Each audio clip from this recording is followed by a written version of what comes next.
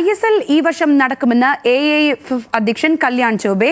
ISLും super കപ്പും ഈ വർഷം നടത്തുമെന്ന് ISL ക്ലബ്ബുകളുമായുള്ള യോഗത്തിന് ശേഷം കല്യാൺ ചൗബെ വ്യക്തമാക്കി. രുജീഷ് വി രവീന്ദ്രൻ സ്പോർട്സ് ഡെസ്കിൽ നിന്നും ചേരുകയാണ്.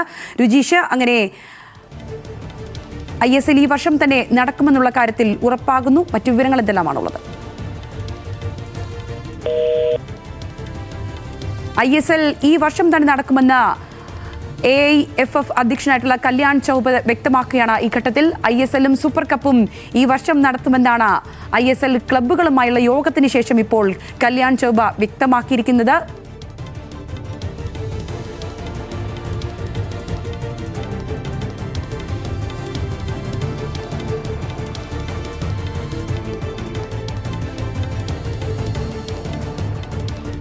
രുജീഷ് വി രവീന്ദ്രൻ ചേർന്നു. രുജീഷ്, വിവരങ്ങൾ.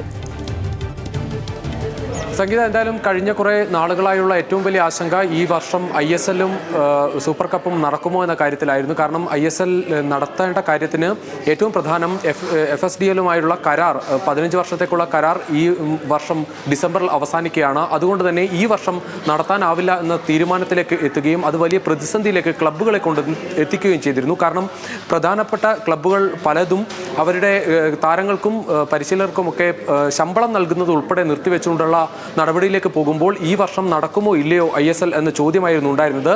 ആ പശ്ചാത്തലത്തിലാണ് ഇന്ന് യോഗം വിളിച്ചത്. എന്തായാലും ക്ലബ്ബുകളോട് എല്ലാ ക്ലബ്ബുകളും യോഗത്തിൽ പങ്കെടുത്തു എന്നാണ് ഇപ്പോൾ അഖിലേന്ത്യാ football federation president Kalyan Chaubey അറിയിക്കുന്നത്. 2 ക്ലബ്ബുകൾ വിർച്വലായാണ് പങ്കെടുത്തത്, മറ്റു ക്ലബ്ബുകളെല്ലാം നേരിട്ട് തന്നെ പങ്കെടുത്തു.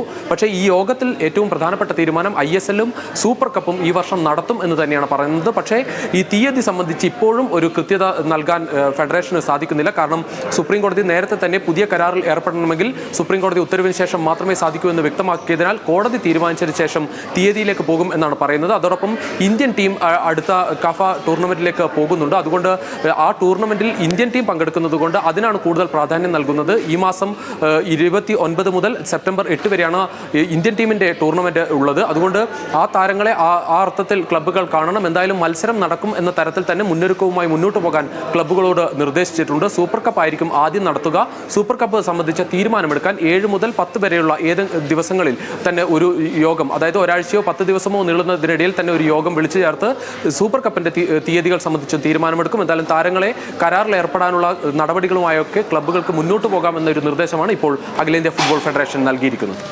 ശരി രുചീഷ്.